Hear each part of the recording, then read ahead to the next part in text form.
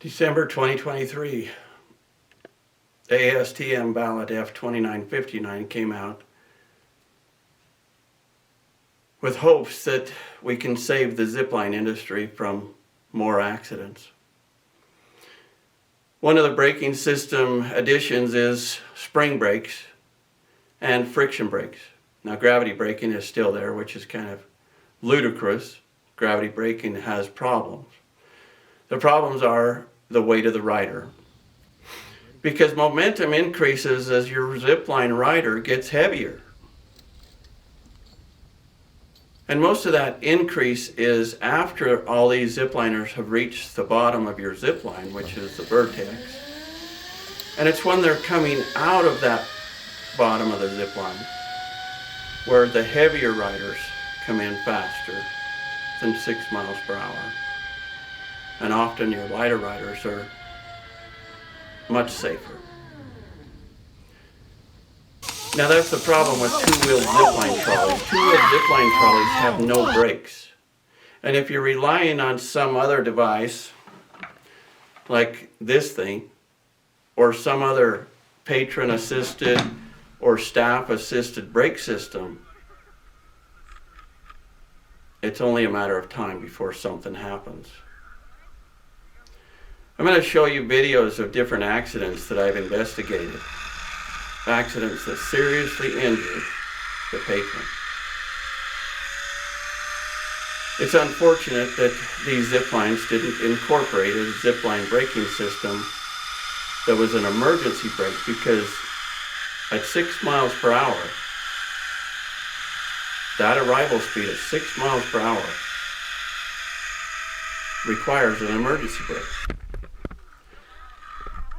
Now we know a little bit about zipline braking.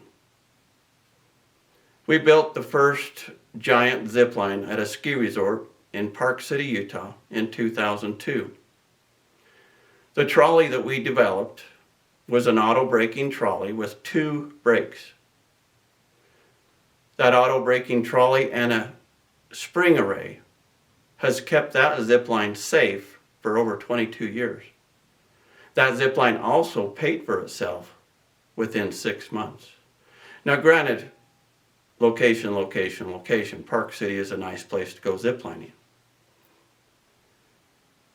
But my first accident investigation was also in that area, and it was because a friction brake trolley went down the zipline without being tested after they replaced the brake.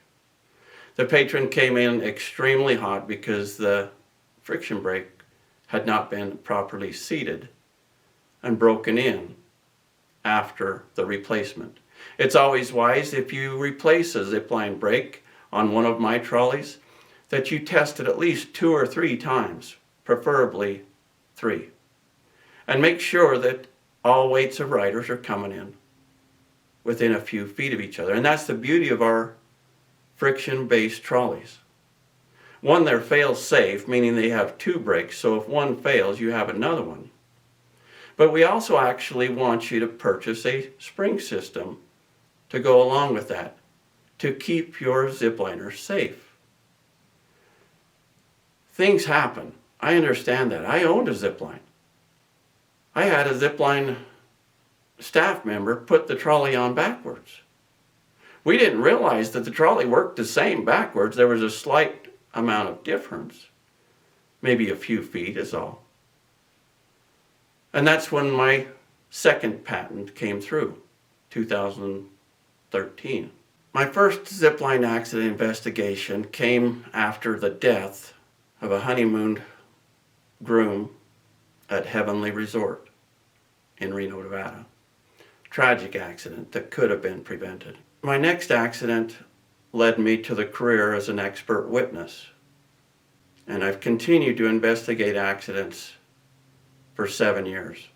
After earning my engineering degree and starting my company, Momentum Engineering, I began seeing how my products, my 2003 patent and my 2013 patent, could be easily modified, and I could create some new patents, which I have. 3 more auto braking trolleys and a telescoping spring. Now, telescoping springs have huge advantages for these smaller courses that may not have a 60-foot platform like Park City Mountain Resort had to put an array of springs. There's a big difference in springs. When we built Park City Mountain Resort, we put on springs like this.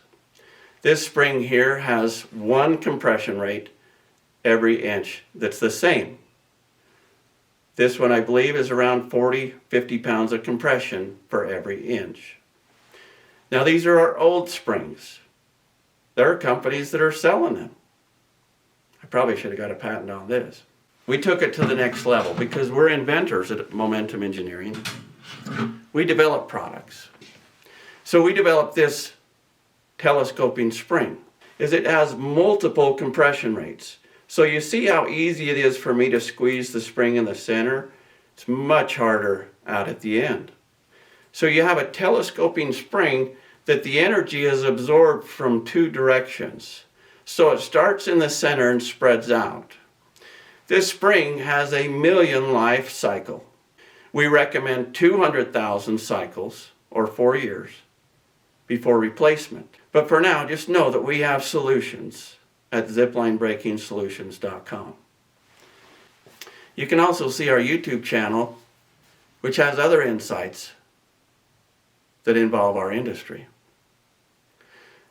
One of the industry insights I wanted to share with you is after I went to IAAPA in Orlando in October. One of the insights I want to share with you is my experience at the International Association for Amusement Parks and Attractions. This was a great conference. I was in the booth with American Adventure Park Systems, a company who has licensed my patents. They can see the benefit of adding a spring system to ziplines that are over 5 miles per hour, which is easy to do. I've been on ziplines that the elevation change between one tower to the other is less than 15 feet, and I reach speeds over 5 miles per hour. The interesting thing about ziplines is momentum is a huge factor if you're using two-wheeled trolleys. Two-wheeled trolleys are extremely dangerous. 15 accidents for every 100, and half of them are breaking, and it's 99% a two-wheeled trolley that was the problem. Two-wheeled trolleys should be banned. They don't do any braking, and you accelerate at 95% gravity is what Petzl told me about their tandem speed. 95% gravity. Gravity is 9.8 meters per second, or 32 feet per second. That's how fast you fall. And if the trolley is capable of 95% of that, you're going to be coming in extremely fast. The beauty about our zipline braking systems is they meet the standards. And we've been meeting or exceeding the standards for decades. We go above it with our fail-safe trolley by asking our clients to add a spring system, because things happen. I owned a zipline. The zipline I owned, I had all kinds of different staff. And some of the staff don't pay attention. 2009 zipline that you'll see in the background, the Spanish Fork, we had this behemoth trolley. This was the same one that paid for Park City Mountain Resort zipline in 6 months. So the trolley, we learned, was capable of going down the zipline this way, but our staff member put it on 180 degrees different, and it went down this way. Now what we learned from that is this trolley can be rotated 180 degrees. So that was the formation of my second patent in 2013. Since 2013, my accident investigations have increased. 70% of the accidents I investigate are braking related.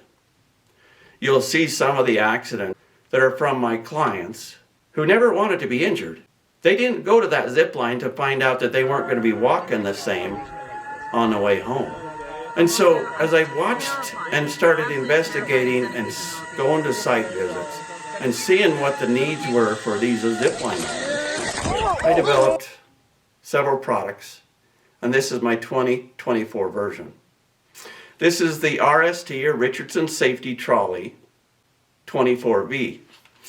You'll notice it has one wheel and two brakes. The white one is the primary brake, and the black one is the fail-safe. As this trolley rides on top of the cable, the brake rubs on the top, so water presents a huge factor.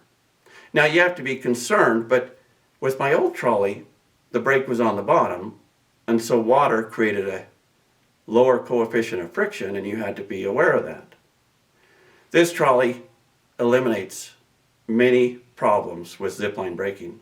The beauty about this trolley is it has pin locations 1, 2, and 3 that you can move, and this is designed for most ziplines using a two-wheel trolley. As you move closer to the wheel, which the wheel's here, you get less braking.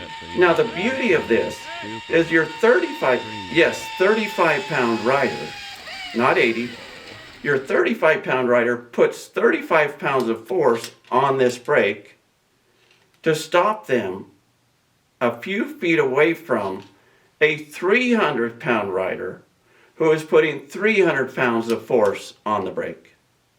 Now what we learned is the heavier riders come in slightly slower. If you're a builder and you routinely go out and set up a zipline, and then a few weeks or months later you're out there tightening up the zipline because people are not coming in. But if you have one of these trolleys and you've set it up with your pin placement in 3 for your zipline for all riders, all weights of riders, and now all of a sudden they're coming in too slow. Well, if they're coming in too slow, you're locating them too close to the brake pad. So by moving them away from the brake pad into pin placement 2 or 1, you're going to speed this trolley up. Not by much. And what we do before we send you a trolley that only has 3 pin placements is we send you out a test trolley. Test trolleys have multiple pin placements where you locate the rider, because this is where the rider hangs. This is handles, so if you want handles, I'll give you some suggestions. So with this wheel and this brake, you have all these different pin placements, because where you locate this slider is where you're going to apply the brake force. More brake force, closer to the brake. Less brake force, closer to the wheel. It's simple. We ask our zipline owners to keep track of temperatures. Most people don't realize that a 1/2-inch cable that is 1,000 feet long will shrink or grow 2 inches with every 20-degree temperature difference. You may have wondered why, when it gets hot, your lightweight riders are being rescued more often. And it's because your cable is sagging more. There's more uphill movement to get them to your platform. They're lower because the cable has stretched, and now they've got to climb up to that cable, and the lighter weight riders are not making it. And I've seen accidents because of this. The staff member's not paying attention. They don't realize that the lightweight rider came in. Something happened. Maybe they're communicating with the wrong person. They don't even know that there's a patron on the line, and then they send somebody down. Now, with this accident type has occurred quite often, and there's ways around this. One of the ways that I recommend is a 3-to-1 factor of safety. Meaning, when you're ready to send your zipliner, and the guide at the bottom has said, okay, we're ready to send, then the guide at the top grabs the radio and says, we're sending the zipliner. And then take it one step further. Ask the patron if they heard the last guy at the bottom platform say it's okay to zipline. Some of the tragic accidents that I've seen are crashes into people. For some reason or another, their trolley stopped before they reached the platform, and the guide, who is not paying attention, says something like, are you going to send the zipliner? So then they send another one, because the guide on top doesn't realize that the zipliner didn't make it in. And if you're a zipliner hanging on a zipline, and you start hearing that sound that you'll hear in the background on some of my videos, you better do something. Zipline accidents are going to occur. But if there's ways for us to stop zipline accidents, we need to be doing it. So in 2022, after reading a breaking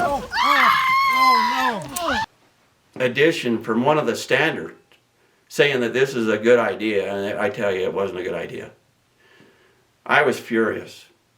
And I put together a rationale and shot it out, and it made a difference. Because the ASTM chairman of F2959 called me last July 2023 and asked me if I was going to be at the Denver October conference for ASTM F24. He told me that it was my letter in 2022 that sent all the zipline standards back to the drawing board because I explained momentum. As a machinist and a welder, you're subject to all kinds of things that are going after your fingers. And I have one digit missing. So when this case came in of a guitar player who had been out at a ski resort ziplining, and at the end of the zip line they pulled their glove off and their hand was bloody and their digit was missing on their index finger, I wanted to help. It's unfortunate, but this guy can no longer play the guitar like he used to.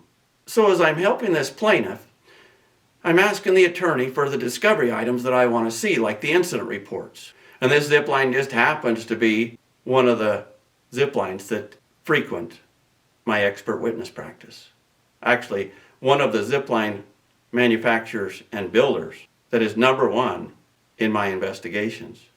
I know of at least 5 accidents. 2 of them are deaths. The level of safety that we had at Park City Mountain Resort, because when we built that zip line, we built that zip line to an 8-to-1 factor of safety. Now granted, the zip line braking system was only a 3-to-1. The trolley had 2 brakes, so it was a fail-safe trolley, like the ones we sell at ziplinebrakingsolutions.com. And a spring array, just in case those 2 brakes failed. Zip lines can be safe. We sell products that don't require you to get out on a man lift to do the inspections. Because we know as an expert witness what it requires for an owner to keep track of their daily documentation is a must and is required. And that documentation is required to be kept for 20 years. Now there's several solutions to documentation, and I'm going to teach that in some of my training videos. Each week I'm going to develop a new video that shares with you my insights in the zipline industry. But I want to help the zip lines around this country become safer. We do that with fail-safe zipline trolleys that have 2 brakes, 1 wheel, and an adjustment for speed if somebody's going too slow or too fast. If they're going too fast when they come in, you know that maybe the cable has changed. Maybe it's gotten a little bit shorter. Maybe there's a headwind or a tailwind. Tailwind would definitely bring you in faster. And so what you're going to do is you're going to move the braking closer to the brake. So the patron's weight is centered between the wheel and the brake, and it acts as a cantilever to apply pressure. More pressure the closer you get to the brake, less pressure the closer you get to the wheel. It's a beautiful invention, and we really want to try and help